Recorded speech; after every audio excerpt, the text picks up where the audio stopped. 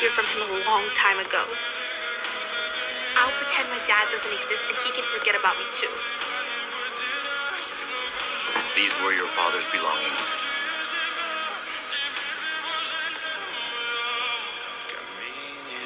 Mr. Song Gi-yun has passed away.